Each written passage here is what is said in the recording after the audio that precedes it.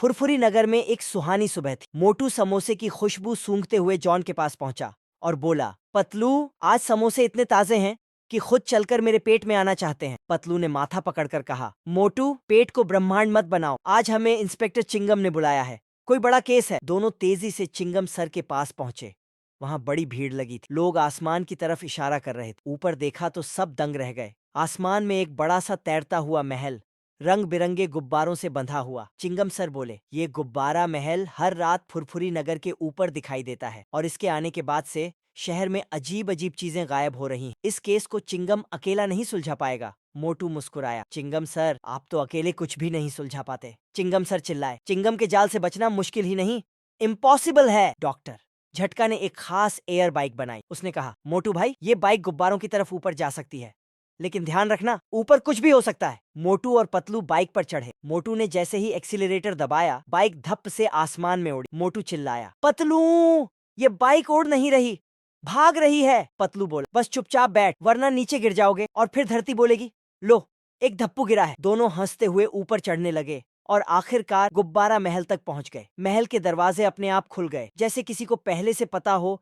कि वे आने वाले हैं। अंदर जाते ही दोनों दंग रह गए। महल में खिलौने अपने आप चल रहे थे, ढोल अपने आप बज रहे थे और बीच में एक बड़ा सा सिंहासन था जिस पर एक छोटा बच्चा बैठा था। बच्चा बोला, मैं हूँ गुब्बारा राजकुमार, मैं किसी को नुकसान नहीं पहुंचाना चाहता, मैं बस अपने लिए दोस्त तलाश रहा हूँ, इसलिए खिलौने और चीजें नीचे से उठाकर यहाँ रख देता हूँ। पतलू ने प्यारी आवाज में कहा, अरे राजकुमार, तुमने ये क्यों नहीं बताया? सब डर गए थे। मोटू बोला, दोस्ती करनी है तो नीचे आओ, फुरफुरी नगर में हम सब खेलते हैं, समोसे खाते हैं, भागते हैं, गिरते हैं, मस्ती करते हैं। राजकुमार उदास होकर बोला, लेकिन अगर मैं नीचे गया तो मेरा महल गिर जाएगा और मैं अकेला रह जाऊंगा।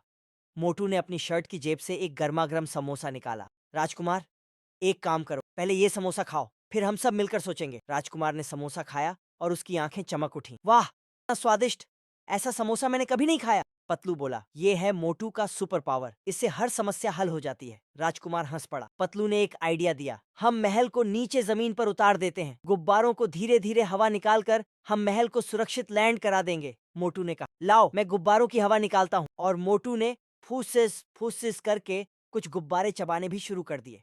पतलू चिल्लाया, अरे मोटू, खाने के लिए नहीं, धीरे से हवा निकालने के लिए। आखिरकार बहुत मेहनत के बाद महल धीरे धीरे नीचे उतर गया और शहर के बाहर सुरक्षित लैंड कर गया। पूरा फुरफुरी नगर खुश हो गया।